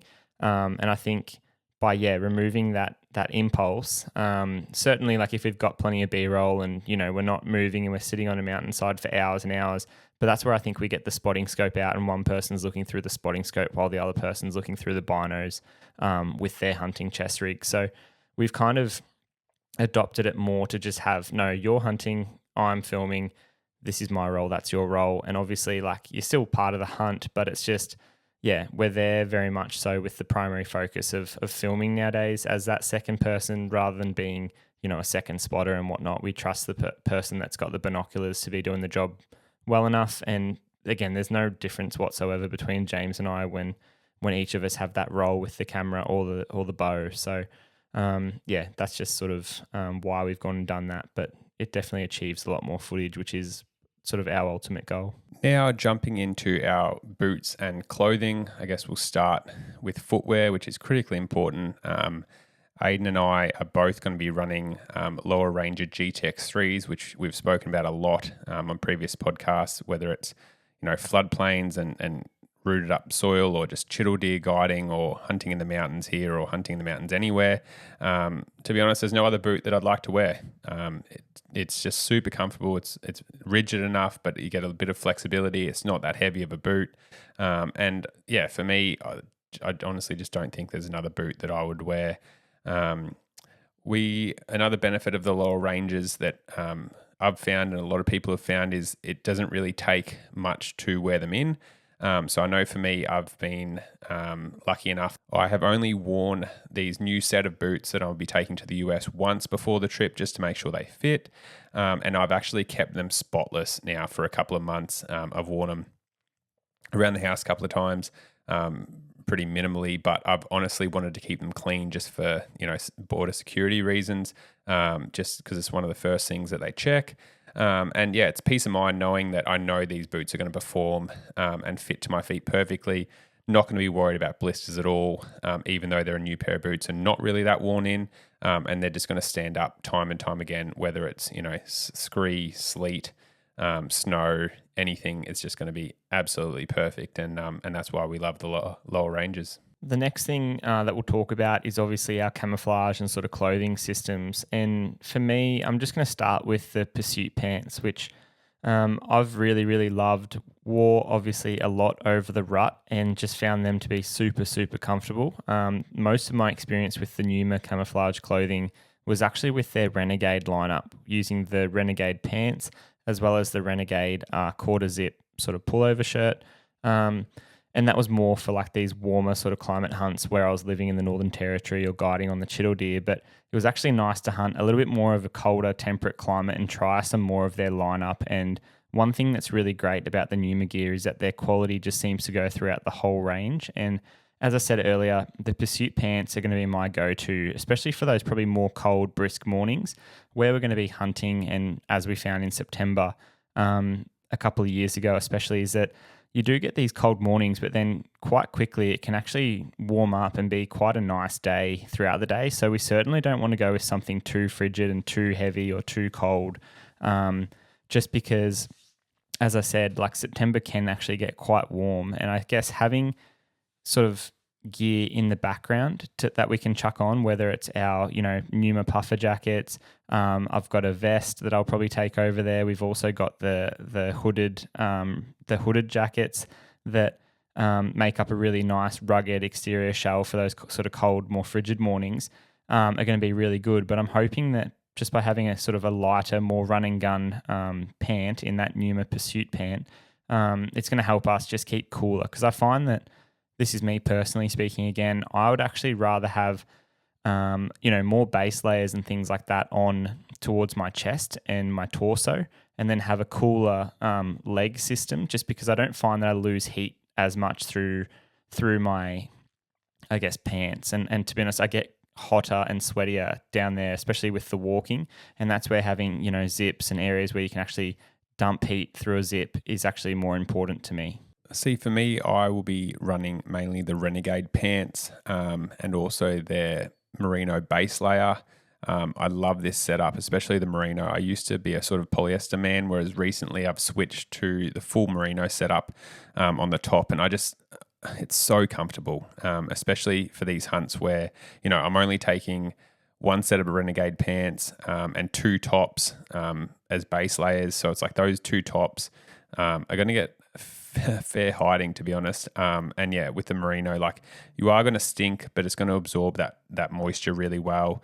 And being so light, it dries really well as well. So the other alternative for clothing that I'm going to have is the Vertex gear, which I'll have the jumper and also the pants, which is sort of more of my cooler climate gear, I guess. If it is cold in the mornings, I'll probably look at having either that Vertex jacket on, or potentially my 3L waterproof jacket, which isn't insulated. It's more of just sort of like a lightweight shell, I guess. Obviously, 100% waterproof. But they're sort of my protective layers. Like Ayden said, I don't get personally that cold with my sort of bottom half. So I generally am going to be running that Renegade pants unless it does get really, really cold and wet. Then I'll be running the Vertex pants. I've personally decided not to take over the waterproof pants just because the Vertex pants are water resistant and do a really, really good job. And even if we're facing really, really treacherous, crappy, rainy conditions, I'm confident that it's going to be able to keep me dry. During those circumstances. So, sort of saving a bit of space and weight there, not bringing the pants, but I do trust their Vertex system and lineup. A few other little additives and just creature comforts, I guess, that we should mention is for this hunt particularly, again, to match our lower boots and our foot care, we'll both be running merino socks, which we've recently added. And I think, honestly, I've worn them a few times now since in the lead up to this trip, and it does make a huge difference just having better quality socks. It's something that I used to laugh at over the last couple of years, just wearing, crappy little socks that I wear around the house or to gym normally. Just by getting some better quality merino socks, you really do take care of your feet, particularly on these longer trips or any hunts where you're sweating and then getting cold and these sorts of things. So the merino socks are going to be a winner for us on that, or to that point.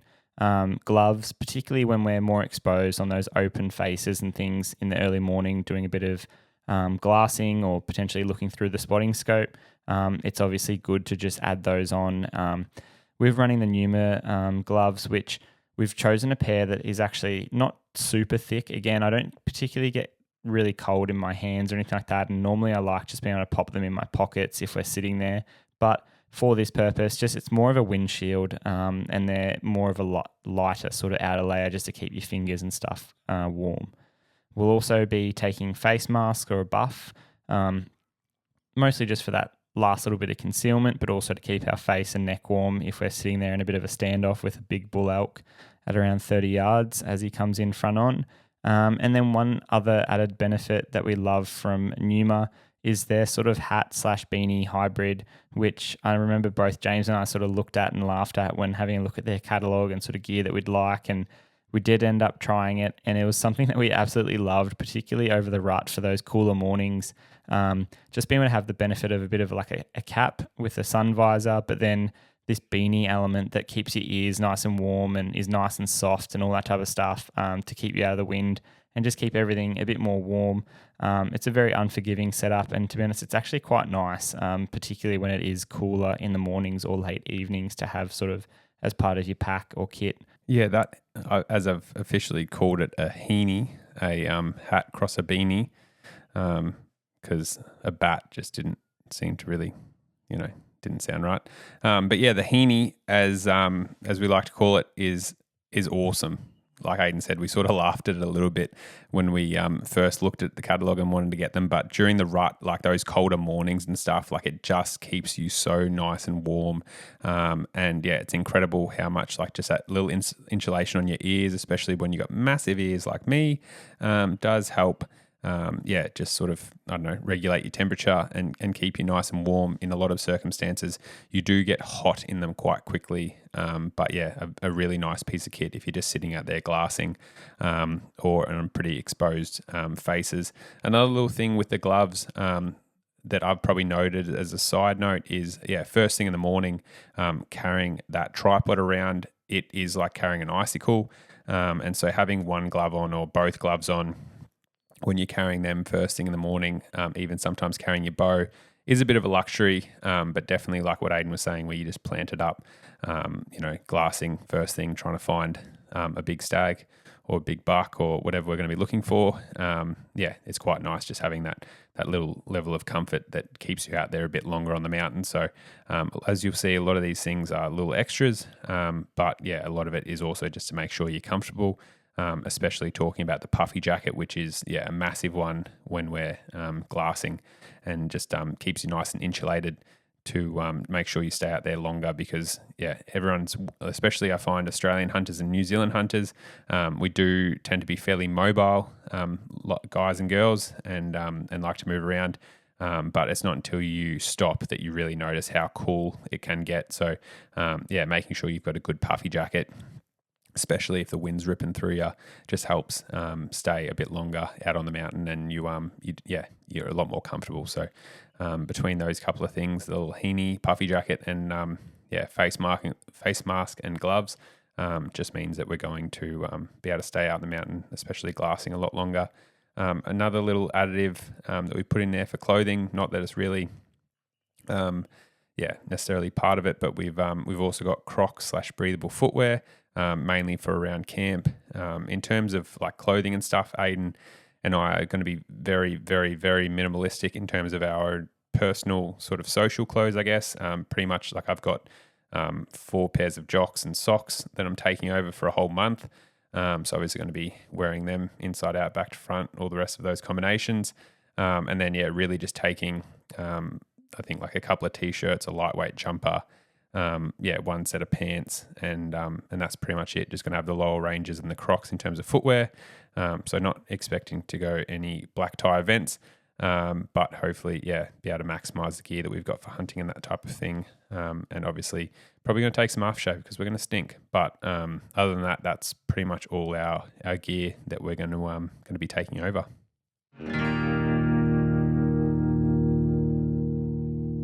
Hunt and Full is the foremost hunting resource with varied levels of memberships to get you on your next adventure. Whether it be an annual trip or once-in-a-lifetime adventure, Hunt and Full and the consultancy team will cater to your needs. James and I have been utilising their services for a couple of years now, and virtually immediately, James reaped the rewards when he drew a coveted limited entry elk tag. James would not have known about the opportunity, let alone ever applied for this unit, and therefore, without the assistance of our friends at Hunt and Full, a hunt like this would not have been achievable. If you're interested in using Hunting Full's license application services to draw more tags across the Western United States, then please email applications@huntandfull.com and mention Twin Elements to get 25% off your first year of service. The Hunt and Full team will take care of it from there. The last thing that we're going to cover here, and it's not really at length just because a lot of it's going to be sort of as we get over there and see what, the sportsman warehouses and all these types of things have in stock, is going to largely dictate what we can actually use. But just in the past, going over and having quite a high nutritional demand on our bodies doing these sorts of hunts when you're out in the field for, long durations up to 20, 30 days at a time. Nutrition, hydration, supplements, all that type of stuff is going to be absolutely essential and something that we've really come to actually try and take care of ourselves and our bodies. And that basically starts for us with a lot of things like trail mix. We like our nuts, our almonds, whether it's macadamias, cashews. Cashews seem to be the winner for us. We love our salted cashews. Things like jerkies, salamis, even dried fruits such as apricots. We always add them in. In the past, like here in Australia, on nearly every single one of our hunts, we have tuna or sardines. Even though they're a little bit heavier, a little bit bigger and bulkier to carry, it's just something that for the protein and fats that we love having with us, as well as the flavour. And that's probably the biggest thing with any food, especially on these sort of hunts, is that you've got to make sure that you're excited to actually eat it, and you're going to have to want to stop and eat. Just especially, I know that as I get more tired and these sorts of things, you often get to a glassing knob and you get the glass out and you're kind of just like that exhausted that you're like, oh, I'm almost just going to sit here and start glassing, because it's like not necessarily easy to do, but it's the easiest thing to do. You don't want to sit there when it's super cold and have to force yourself to eat stuff, especially if there's, no real reward for it. And I guess that's where, even things like dark chocolate we've added in. We try not to have too many lollies nowadays in any of our, food or nutrition packs, just because of, that increased sugar feels good for about 20 minutes. And then half an hour later, I know that I generally feel a bit crap, or that sugar dump sort of kicks in and you actually lose a bit of energy. That's where the trail mixes, protein bars, those sorts of things really come into play. And to be honest, when it comes to the US, we're just going to be making sure that it's super, super like caloric dense, if that makes sense. So a big thing that we're focusing on is that it's basically lightweight and super dense in calories. So if you've got a packet of food that's 500 grams in weight and has 500 calories, then that's pretty crap compared to something that's 200 grams in weight when you then have 1,000 calories. It's just the easiest way to sort of put that. The biggest limitation, I guess, for us is going to be water, especially if we're backpacking. So that's why we'll have dehydrated meals, whether it's peak meals, mountain house. There's so many different variations and versions. Again, once we're over there, we'll find out and probably be able to do a bit more of a comparison and report back on it all. But the biggest thing we're going to be looking for is basically calories and lots of them, because if those of you that can sort of recall our hunt from a couple of years ago, we were over there hunting for around 20 odd days. And I remember coming back to Australia, and I was pretty fit at the time going into it, with not much weight to sort of lose. And I think I lost 6 kilos or something like that of body weight. So, and that was trying to eat as much as we physically could, but you never can in these sort of conditions when your body, if you imagine its metabolic rate goes up to, try and keep you warm and manage your thermal regulations. You're obviously waking up a couple of hours before daylight, hunting throughout the day, going to bed a couple of hours after dark, walking back to, whether it's camp or the truck or whatever, and then trying to stay warm in your tent and all these type of things. So you have to, with absolute urgency, be eating really quality food. And that's where hopefully, with some of these dehydrated meals, we'll get enough. But then with the protein powder, dried fruits, nuts, trail mixes and stuff like that, we'll be able to top up enough to keep us going for this rut period. Yeah, something I'd like to expand on that we haven't done, but I've organised for this trip. We did it during the rut, which was just incredible for recovery. Ayden and I hunted for, roughly 30 odd days together, maybe a little bit less than that during the rut. We had protein powder, which was sort of the first time we'd really done it properly, where every single day, we weren't chasing a huge amount of calories in because we were sort of hunting from a camp, so a bit easier to regulate calories and stuff. But we were just mixing it with either like a little bit of water or some milk sometimes for a bit of luxury. But just in terms of muscle recovery, we're obviously fairly fit and train a fair bit for these sort of things in the mountains or guiding and hunting all the time. But yeah, just in terms of had no muscle soreness whatsoever with the protein powder. So I've actually ordered some already from a US company and got it delivered to my mate's place. So yeah, we're going to look at using that. If you want a backpack alternative, this is just general protein powder. But I think a lot of the stuff we're going to be doing is day hunting with maybe a little bit of backpack hunting in. So, a good alternative would actually be a mass gainer protein powder. Super calorie dense, and then just even on the mountain, just mix that with some milk powder or something like that, or you can just mix it with water, turn it into a paste, and suck that out of a Ziploc bag. Super high protein, super high calories, and a great idea. Literally, you could have it for lunch one day, on the mountain with very little weight but very high calorie and protein. So something even to think about over here for guys that might be all day hunters that don't want to carry the weight. Pretty cool idea there, but. Another one that's really important is hydration and electrolytes. So Ayden and I are massive fans of Atlas Wild. They've got a couple of different varieties, and the combinations that we sort of run is they've got their Rise, which has 200 milligrams, so about 2.5 coffees worth of caffeine, which I generally put for me into my 3-litre camel pack first thing in the morning. So I'm sort of constantly sucking on that, getting plenty of B vitamins and electrolytes all day on my morning hunt. I generally carry a little 1-litre Nalgene, which I may use to mix in with, another Atlas Wild, one of their Regenerates, which is just an electrolyte one, has no caffeine. Or I may just use it for dehydrated meals and that type of thing. It just depends. And then in the Arvo, I'm typically using their Fusion setup, which has electrolytes again, but also has, I think it's 70 or 80 milligrams of caffeine. So only one sort of caffeine, which, just sort of perks you up again and keeps you going. And I've found, using a variety of those combinations, if I'm really sore and starting to get that sort of muscle fatigue, even having a Regenerate at night, just purely from a satisfaction point of view and just enjoying it. I find that, like what Ayden was saying, like sometimes you just get to a point where you're so tired, dehydrated, and just exhausted that you don't really want to eat and drink. Whereas just putting a little bit of this regenerate in, I mean, the flavors that they've got I think 4 different flavors. Are actually ridiculous. Like they just taste so good. Obviously, having no caffeine, you're not going to risk being kept up at night, even though you're that exhausted. I don't think it'll matter. But it makes you drink that water, and you put that into a liter of water, and you smash it, and all of a sudden, you just start feeling a lot better, and you're putting yourself into a better environment to wake up, on the rise and on the mend for the next day of hunting. So, that's how we manage our hydration and electrolytes. A little side perk as well that we like to keep in our backpack is the OzCaf energy pouches.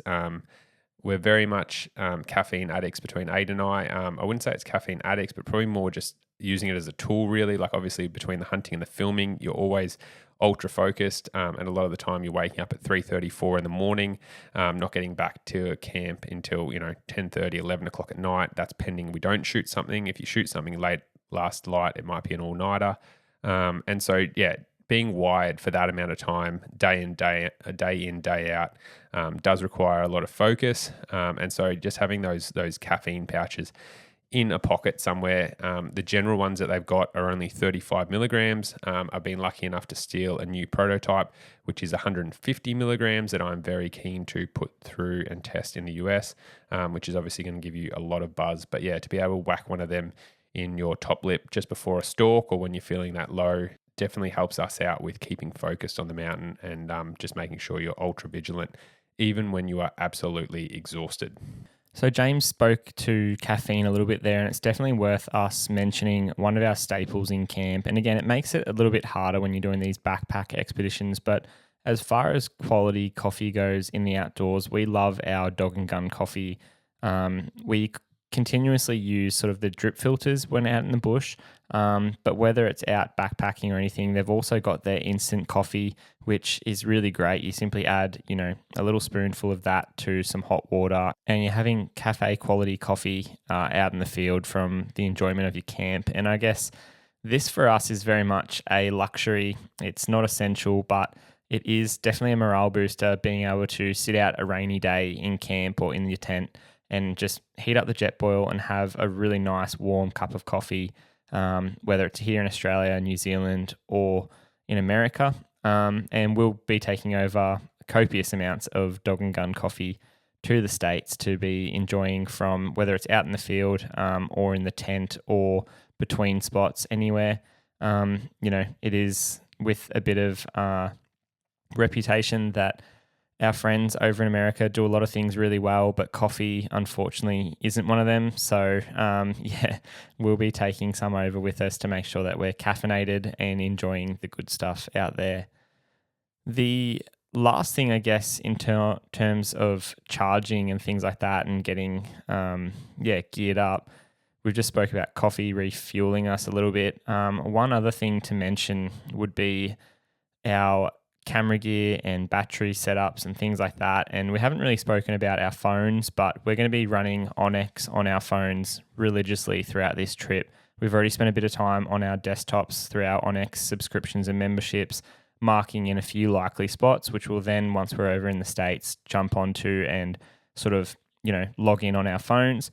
But we're running the dark energy charging unit. And James can probably speak to this a little bit more because he's the one that's actually gone through and organized it. But essentially, we've spent around $1,000 buying a multi-use charging kit that is going to be amazing for us, even in our future, whether it's remote Northern Territory trips over in New Zealand, some of these bigger, longer duration hunts. And it's basically all revolved around a solar charging unit, which fills up into power banks and then can obviously be used for our phones, camera gear, laptops, whatever it may be. So James can probably speak to that quickly. But some other gear that we're going to need and use in the USA, depending on sort of the type of hunt that we're doing, is some sort of cooler, hopefully like a Yeti.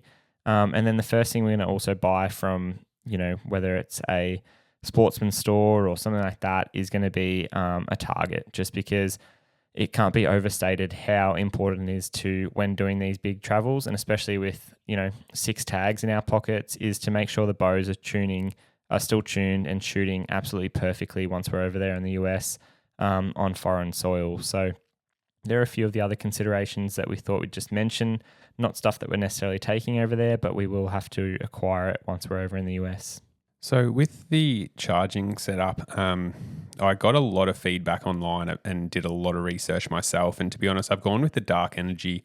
We've got no affiliate links or anything like that.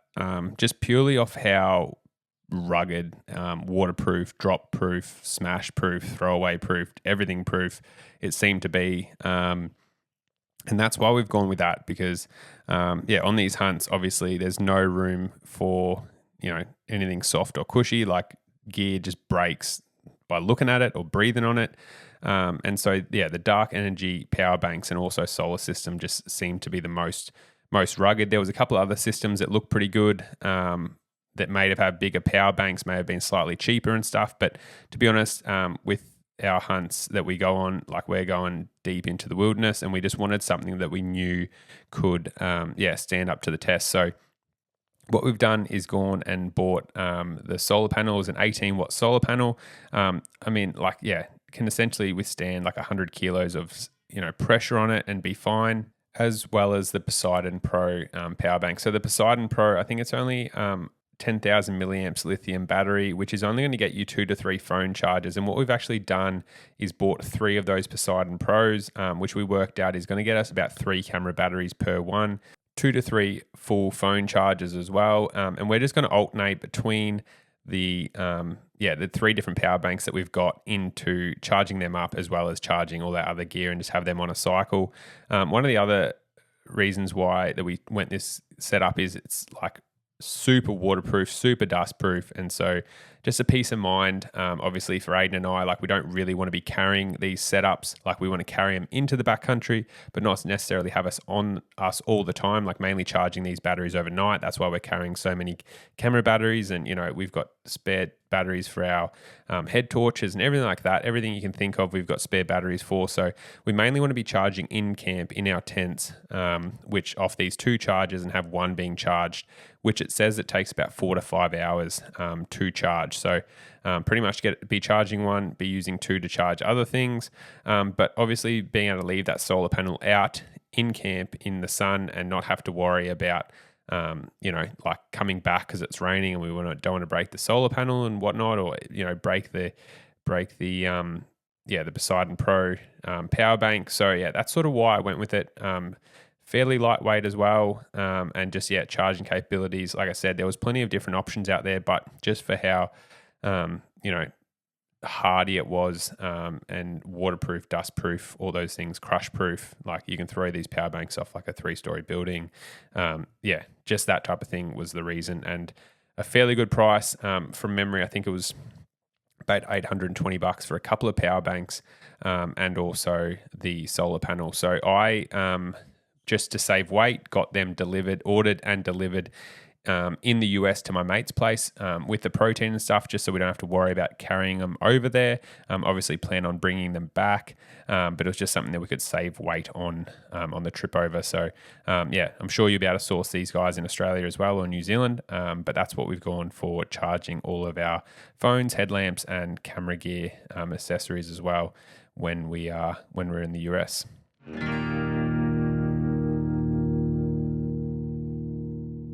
The Hunting Australia Facebook group is now a club that you can join. Members get access to discount codes from leading businesses, you can acquire your New South Wales R licence membership, and every month they run incredible giveaways with thousands of dollars worth of top tier gear, but also give away guided hunts as well. So if you want to learn from the best, or go in the running to win some incredible gear, or maybe a hunt of a lifetime, or just want to be part of the greater hunting community, make sure to join the Hunting Australia group. Use code TWINELEMENTS to get 10% off your membership. Radio legends, that brings us to the time of the show where we answer your frequently asked questions. So James and I are going to sit down and answer this week's one. I guess we actually kind of have since looking at it here, but this week's question was sent in by Camden Winter to have your FAQs answered, please send them through to info@twinelements.com.au with the subject line FAQ, or simply send us a DM via Twin Elements, Ayden Doumtsis Outdoors, or James Doumtsis Outdoors, and similar to this, we will strive to answer them on a future episode of the podcast. So Camden's question is, hey boys, I love your videos. You lads are doing a great job for the community. I just wanted to pick your brain a bit about what releases you are shooting. I'm shooting a Carter RX1 index release, and I've developed a little bit of target panic. Just wanted to touch base and see what you guys think could help. I basically hunt solo, and there isn't any bow shops in my area to try and test with the millions of release aids. It can be quite hard to know the ins and outs of each. Alrighty, thanks very much for the question, Camden. So as you would have heard earlier at the start of the show, when we were talking about our bows and setups and things, so I'm shooting the Carter Evolution thumb release, which for me was a bit of a solution to target panic.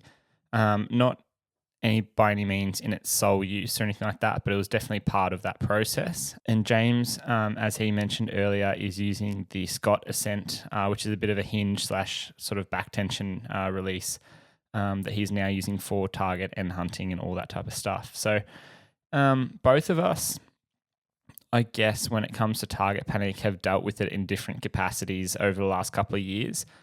For me, as I was saying earlier in the show, it sort of started off as me, anytime I was coming towards that target, my brain would almost like anticipate that I was getting near the target and prematurely just shoot, thinking like close enough is good enough, just shoot. There was no way, even when I told myself like, sit there and just hold the pin over the target, my brain basically couldn't do it. And that was with a trigger release, similar to what you're mentioning here with like the index release one.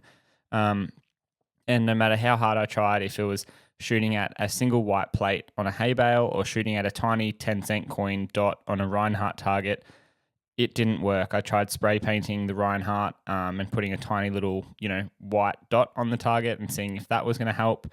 The second my pin sort of hovered remotely close to that little white dot, I would shoot, and it would often hit exactly where I was aiming because everything else was right, but it just was this aggressive sort of exaggerated form of target panic. And fortunately for me, it didn't really translate to my hunting as such. Like I think it was weird because it just was very prominent when I was shooting arrows at a target. I think because it didn't have the repercussions of shooting an animal and losing it or something like that. But I did notice that because of the target panic on targets, I couldn't get good enough groups to make sure my gear was really proficient and just shoot my bow comfortably, so that when there was any level of complexity, say a shot at 30 yards, which is a far shot for me, and I had to shoot between two branches or anything like that, I didn't have the reps behind me to be really confident in my shooting. And to be honest, I just got to the point where if the animal wasn't at like 10 meters broadside, I wasn't confident in my shot or shooting abilities because I hadn't shot my bow for a while because I was purely just hating the target panic component of shooting at a target before the hunt. So to be honest, I was fortunate that I hunted with James and other people a lot and loved videoing. So I sort of took a bit of a break from hunting, especially like probably that early 2020s till probably 2022, I'd say, and sort of stopped hunting as much personally. And for me, this isn't a solution by any means, but it definitely was something that helped, was stepping away from it for a little bit and then coming back. And it's almost as if the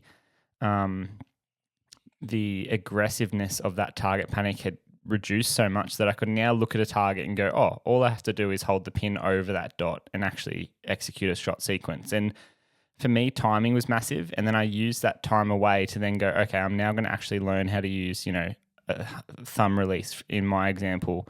And I felt that definitely helped a bit as well. So I think James can probably talk a bit more about why the hinge and a back tension might be something to look into.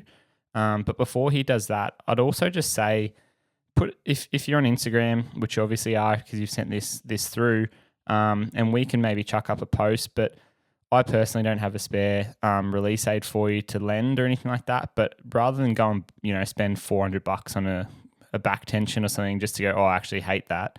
I'm sure you could chuck a post up and say, does anyone here in Australia just have a release aid that I can borrow? I know Brad Smith has sent me stuff in the past, which is just a testament to him as a human to try. And then I just sent it back after going, hey, this isn't going to work for me. Or thanks very much. I've now seen that this is what I need to buy, and then go and buy it. Do you know what I mean? So there's plenty of good hunters out there, plenty of good humans in the industry. And I'm sure that we can get you hooked up with a couple to try in the near future, so that hopefully, your target panic burden can sort of be resolved a little bit faster. Yeah, I think another group probably to try is the Hunting Australia Facebook page as well. Like, there's plenty of good guys and girls in there where I'm sure if you chuck something up, I think that's got 100,000 followers nowadays. So I'm sure there's going to be someone that would happily send you a release aid to try. So probably a good one to pop something into there. And I'm sure you'll definitely get a response from someone that's happy to send you a release aid, or you probably get inundated with people that are happy to send you a release aid to try. So, just a thought there. But yeah, as Ayden was saying, I shoot a cut down Scott Ascent to one finger. And I feel with just the target panic side of things, like a back tension or a hinge, it's often where people turn to get over it. And I think one of the big factors, like what Ayden was saying, and I had it too, where you approach the target and as you're coming in, the pin's diving into the target and you go whack, and you let go of, the clamps open and the D loop flies out and the arrow goes flying off, and you send this arrow almost randomly, not randomly, but probably less controlled than what you'd like, and it's very hard to group and very hard to control. Whereas, and I think that's because if you look at it, like a trigger release is almost black and white, like it's on or off. You know what I mean? Like there's no sort of grey middle area. Whereas with a hinge or a back tension, like there's a lot of, like it's working on that arc, and it's often, it sort of goes in with, as I was describing earlier, your pin's floating around.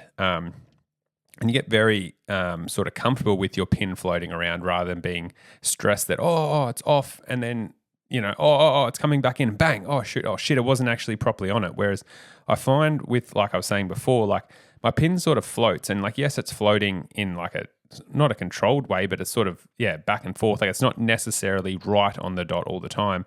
But yeah, it's in a very small area. And then even plenty of times where you think that you're off like a couple of inches or whatever, you go and, you've sunk that 10 or 11 ring or whatever. I don't really do 3D shoots or archery. I did my first one the other day, but trying to use the analogy, like you're actually a lot closer than what you think. And if it was an animal, like you've perfectly shot the heart out of it, and or you've hit that dot or, whatever. And so I think it's because it has that, like, it's a surprise almost, even now, like very, even with very good people that you shoot all the time and stuff, like it's never not a surprise with a hinge or a back tension where it's like, I know exactly the moment it's going to go off, and I think that just takes away a bit of that target panic because it's always that surprise.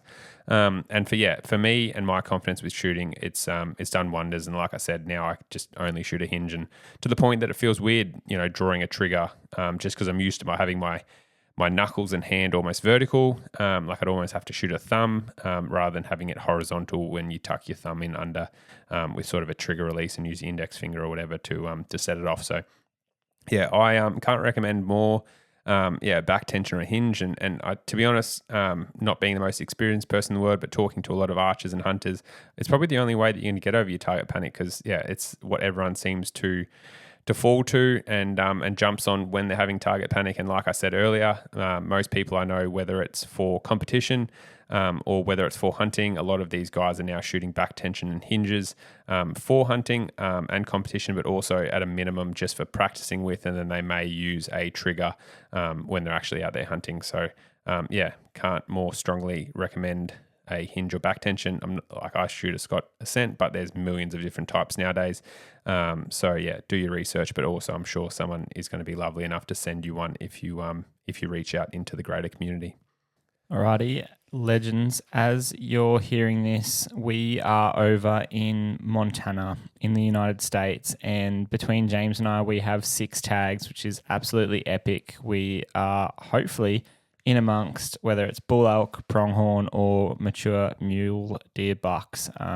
James and I have been hunting for a few days now with a month worth of hunting and traveling to keep us pretty busy. So If anyone wants to send us any FAQs or any messages, we are obviously away, going to be out of service throughout September, but we will get back to you all when we're in Australia at the beginning of October and sort of sit down, and I'm sure we'll be inundated, but please don't think we're rude. We are just preoccupied with the rut and bugling bull elk and hopefully some early season white mule deer and white-tailed deer and maybe even a roaming pronghorn. So thank you very much for your support, and we will get back to you as soon as we can. Just to try and keep you guys entertained during that period, as I'm sure a few of you may have seen in the last couple of months and weeks, we've had our awesome NT adventure come out on our YouTube channel. That is the Twin Elements YouTube channel, where we first started with Honey Hole, which is a buffalo film, and then we've gone into our 4-part Bantang film, which is super action packed. Got a heap of feedback about it from everyone. They've absolutely loved it. The cinematography, all the wildlife. The NT is a very, very special spot and holds a very special spot in our heart. It's a place we endeavour to get to every single year because you just have such a fantastic time, not only with the hunting, but just experience everything. Like, life is great when you're in the NT. So, there's a ton of footage there. And it also relates to a lot of the podcasts you've recently just listened to with hunting bantang and hunting bedded boars. So make sure to jump over to the YouTube and check them out if you haven't already. I know a fair few people, someone messaged me that day being like, it's the 6th time I've watched the part 3 and part 4 pig hunt, just because there's so much action and people absolutely loved it. So make sure you subscribe. Ayden and I have a ton of hunts and videos coming out in the future. Especially after this US trip, we're going to have, I don't even know, probably 20 or 30 hunts that we'll have filmed and ready to go on the YouTube. So, make sure to subscribe there. We are going to be putting in a lot of effort in the next 6 months to get all them ready and try and get them out. So, make sure to subscribe there. And as always, please share it with your mates. We're just trying to grow that platform. So if you guys can subscribe and share it, we would really appreciate it. As a listener of this podcast, you guys can be rewarded when shopping on our Twin Elements website. Simply by using the code The Twin Elements Podcast, you can receive 10% off any print orders. So James and I have worked pretty hard to edit around 40 of our best prints or images that we think will resonate with you guys and gals, our listeners of the podcast. And when we say there's truly something for everyone, there really is. Each one of those print purchases directly support us here at Twin Elements and just allow us to go and do these magnificent trips and adventures. And it's great for us, it's great for you, but it also is really nice to see these prints up in people's homes, offices, and we love getting the feedback on them. Obviously, if anyone wants any prints updated or accessible, please just send us a DM as well, because we're often able to do these as customizable prints up to a huge array of sizes. A lot of the prints in the website are set as like A4, A3, A2 sizes, but we can print up to 1.5 meters in length on the largest size or ratio. So, something that we're very proud of, and hopefully we can get more and more prints into your guys' houses that support us. As always, thank you very much for supporting the podcast. Ayden and I do really appreciate it for all you guys that tune in every week. We love getting all the messages. We love bumping into you guys. It was just the other day we bumped into a couple of young lads in Airlie Beach that came over and reached out and said, "Oh, we love the podcast. We listen every week." Which for Ayden and I, it's awesome to see that community and how widespread it's got now. And it's really important for us to give back to hunting that's given us so much. And so we just want to keep growing that community. And we just thank you guys so much for the support, for subscribing, reviewing, and rating the podcast. So, we really, really do appreciate it. And hopefully you guys continue to learn from us and, we can just grow as one. So thank you very much, guys. And we'll catch you next time on the Twin Elements podcast.